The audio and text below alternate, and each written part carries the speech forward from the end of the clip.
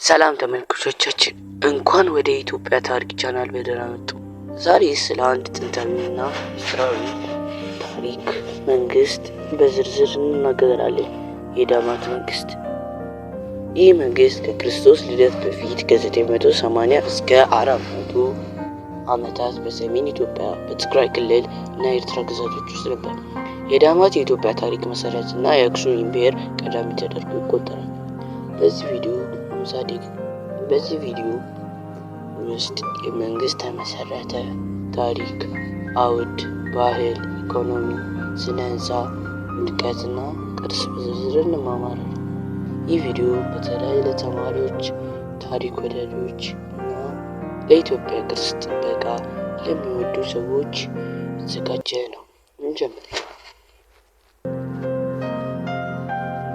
የዳማት መንግስት ከመቆሙ በፊት በሰሜን ኢትዮጵያ ክልል ኤርትራ አካባቢ የፑንት ምድር ላንድ ኦፍ ፑንት ተብሎ የሚጠራ ጥንታዊ ክልል ነበር።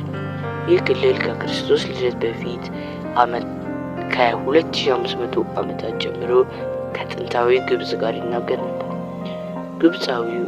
ግብፃውያን ፑንት እንደ የአምልኮት ምድር ይጠራል።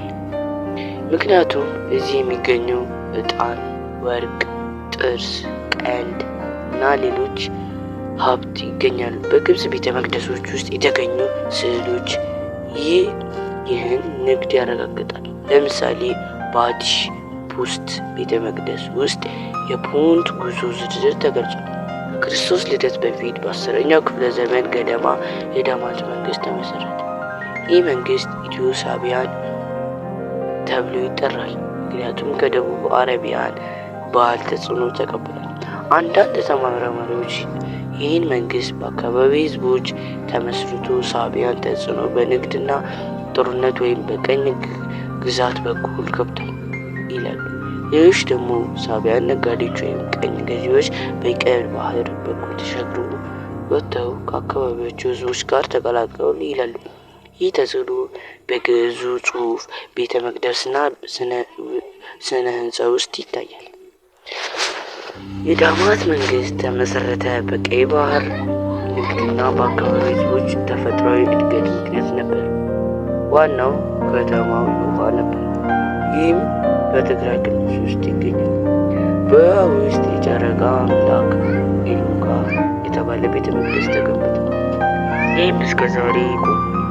ይህ ቤተ መቅደስ በሳቢያን ዘይቤ ተገንብቷል እና የአፍሪካ የመጀመሪያው ዋና ከተማ እንደሆነ ይቆጠራል። በተጨማሪ ቋያት፣ ማታራ እና ሌሎች ከተሞች ነበሩ። መንግስቱ በንጉሥ ስርዓት ይገዛ ነበር እና 4 የታወቁ ነገስታት ነበሩ። ዋርኒያት፣ ረዳ፣ ራብ እና ደሚያን ነበሩ። እነዚህ ነገስታት ጋር ተመሳሳይ ዘመን ነበር። ለምሳሌ ከአርቢያን ዋታራ የመንግስት ተመስርቶ በአካባቢው ጎሳዎችና አገዛዝ ተደራጅተው በንግድ በግብርና ተጠናሉ። በዚህ ክፍል ውስጥ የነገስታት ጽሑፎች ዝርዝር ይመለከታል። ለምሳሌ በውሃ የተገኙ ጽሑፎች ስለ ነገስታት ስልጣኔ አመልካት ይናገራሉ፣ ያብራራሉ። የአርኮሎጂ ቃል መጠይቆች ይጨምራሉ። የዳማት ነገስታት አምላካት ስም ግዙ ነበር። ለምሳሌ ነገስት ወርንያት በጽሑፍ ውስጥ እንደ ሙካሪ ተጠቅሶ፣ ይህም የሳቢያን ማዕረግ ነው። እነሱ በንግድ ጦርነትና ቤተ መቅደስ ግንባታ ተወዳድሮ አስተዳደር በጎሳዎችና ቤተ መቅደሶች ላይ የተመሰረተ ነበር እና ይህ የአክሱም ነገስታት መሰረቱ ነው። የነገስታቱ ዝርዝር በገበታ ያሳያል። የዳማት ባህል በአካባቢዎች ህዝቦችና ሳቢያን ተጽዕኖ ድብልቅ ነበር። ህዝቡ በሁለት ቡድኖች ተከፍሏል። ሳባ እና ሃይማኖቶቻቸው የደቡብ አረቢያን እና የአካባቢው አምልኮት ድብልቅ ነበሩ። ለምሳሌ አስተር፣ ሀበስ፣ ዲተርመን፣ ረባ፣ ሽምን፣ ስድቅ እና ሻይን። ዋና አምልኳ ኢልሙጋ ነበር። የግዕዝ ጽሑፍ ቀዳማዊ ቅርጾች በዚህ መንግስት ተገኙ። ይህም እስከ ዛሬ በኢትዮጵያ ጥቅም ላይ ይውላል። ቤተ መቅደሶችና ሐውልቶች በሳቢያን ዘይቤ ተገንብተዋል እና የአርኪኦሎጂ ቁፋሮዎች በውሃ የተገኙ ናቸው። ይህ ባህል የአክሱም መንግስት መሰረት ይሆናል። በተጨማሪ ህዝቡ በስነ ህንፃና ብረት ስራ የተወጣለት ነበር። የሃይማኖቱ ስርዓቶች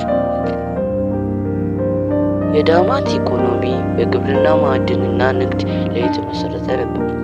የሚመስለው ስራ ተጠቅሞ ሚልት፣ ገብስ እና ሌሎች ሰብሎች ያመርቱ ነበር። በብረት ቴክኖሎጂ የተወጠለ ሆኖ መሳሪያዎች እና ጦር መሳሪያዎች ይሰሩ ነበር። ንግዶች በቀይ ባህር በኩል ከግብፅ፣ ደቡብ አረቢያ እና ሌሎች ክልሎች ጋር ነበር። የሚያጡት ነገሮች ጥርስ፣ ቀንድ፣ የኤሊ ቅርፋት፣ የራይኖሴረስ ቀንድ፣ ወርቅ፣ ብር እና ባሮች ነበሩ። ይህ ንግድ መንግስቱን የበለጠ አጠናክሮታል እና ከሳቢያን ነገስታት ጋር ትብብር ነበር። የአርኪኦሎጂ ቁፋሮዎች እነዚህን ነገሮች ያረጋግጣል። ነገር ግን ብዙ ቁፋሮ አልተደረገም። የኢኮኖሚ አክሱም ኢምፓየር መሰረት ሆነ። ዳማት በስነ ህንፃ የተወጣለት ነበር። የውሃ ቤተ መቅደስ በትልቁ ድንጋዮች ተገንብቷል እና በአፍሪካ የመጀመሪያ ህንፃ ነው። ስነ ጥበብ በሳቢያን ዘይቤ ነበር፣ ነገር ግን ከአካባቢው ተጽዕኖ ነበር። የብረት ስራዎችና ሐውልቶች እስከ ዛሬ ይቆያሉ። የዳማት ውድቀት በ5ኛው ክፍለ ዘመን ገደማ ነበር፣ ነገር ግን ትክክለኛው ምክንያት አይታወቅም። አንዳንዶች ወደ አክሱም መንግስት ተሸጋግሯል ይላል፣ ሌሎች ደግሞ በትናንሽ መንግስታት ተከፋፍሏል እና በ1ኛው ክፍለ ዘመን በአክሱም ተዋግዷል የሚለው። ቅርስ በኢትዮጵያ ታሪክ ውስጥ ትልቅ ነው፣ ምክንያቱም የሰው ልጅ መጀመሪያ መነሻው ቦታና የታላቅ ንግድ ማዕከል የግዕዝ ጽሑፍ እና ቤተ መቅደሶች እስከ ዛሬ ይቆያሉ። ይህ መንግስት የአፍሪካ ጥንታዊ ታሪክ ማሳያ ነው። ዛሬ ስለ ዳማት መንግስት ተመስረተ በዝርዝር ተማሪ። ይህ ጥንታዊ መንግስት የኢትዮጵያ ቅርስ መሰረት ነው። በተጨማሪም ለማወቅ ቻናላችንን ሰብስክራይብ አድርጉ፣ ላይክ ይጫኑ እና አስተያየት ይስጡ። በሚቀጥለው ቪዲዮ ስለ አክሱም እንነጋገራለን። እግዚአብሔር ይባርክ።